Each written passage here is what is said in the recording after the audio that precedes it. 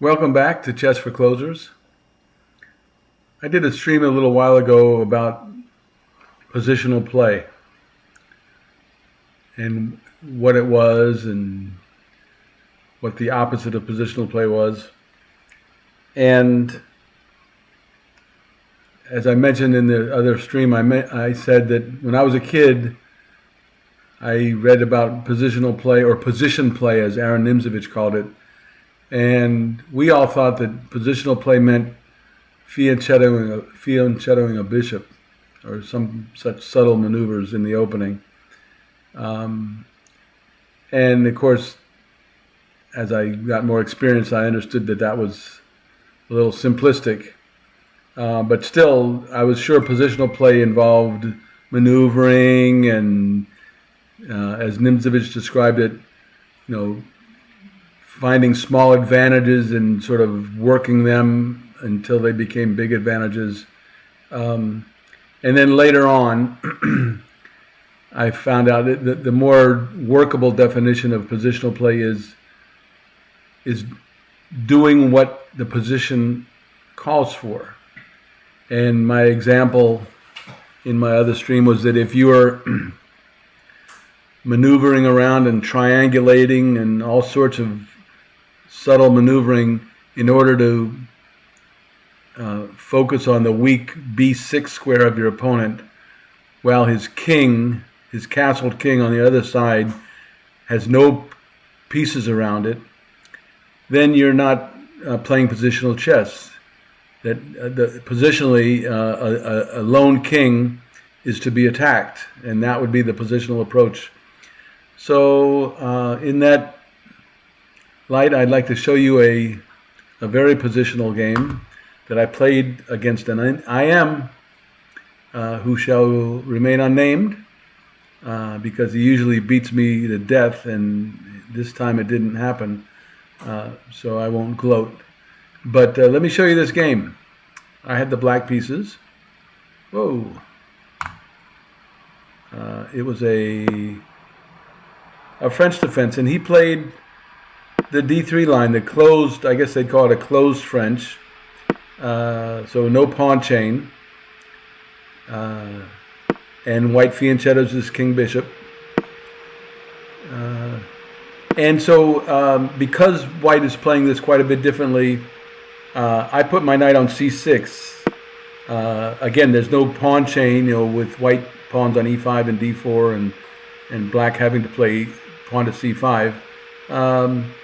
A different pawn structure calls for a different piece configuration, I thought. White plays here, which of course is part of the plan. No reason to play d3 if you're not going to if you're just going to play bishop to e2, for instance.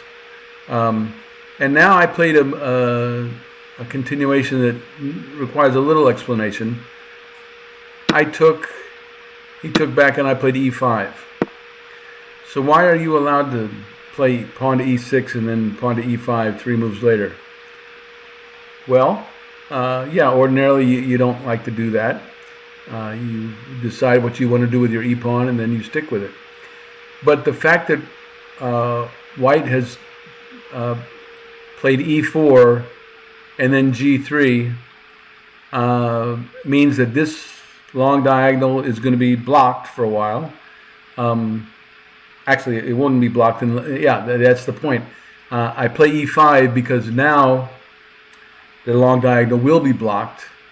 And if he had played, again, the fact that white has fianchettoed, which is a somewhat slower development than playing his bishop out to c4, and then the diagonal is already blocked with the e-pawn on e4.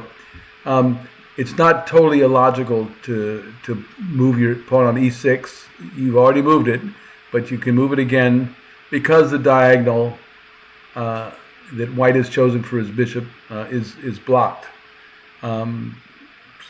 Black doesn't have the advantage or anything. It's just another variation. So white continued bishop to g2, bishop e7. I guess I could have gone to c4 or c5. He castled. Nothing real exciting here. Now I played c3. And of course the queen is going to go to c2 and the rook will come to d1 if allowed. But That wasn't possible after I played queen at d3, but of course that queen won't get to stay there. But I had foreseen this. Bishop g4, bishop back to f1, and now I got to go. But in the meantime, I prevented h3, and so my bishop gets to stay on g4. Now my opponent played queen a4. And I guess this is a time to if not sum up, to explain some things here. So white did spend some time on getting his bishop out to g2, and now it's back on f1. Is he planning to play bishop to b5? Well, maybe so. Then there's pressure on e5. The pawns will be doubled. I could have played a6 here and prevented that. But I think this is why I want to tie this into the other show where I talked about what positional play is not, and that is ignoring a king that's sitting there all by his lonesome while you maneuver very far away in another part of the world. So I didn't play a6. I played rook on a to d8. I'm completing my development. And now white did play bishop to b5. So again, retrace the steps of this bishop from f1 to g2 to f1 to b5. That's a lot of time. And by the way, it shows up with a rook on a1 and a bishop on c1, with black only having one piece that hasn't been developed yet. And so that, it's not like all the bishop moves sort of disappear into the ether and no harm done. There's a little harm done. White is behind in development. Okay, so in this position, I quote unquote take advantage of the fact that the white squares around white's king are a little soft here. But what do you know? I'm allowing knight takes e5. But I take, and white takes back.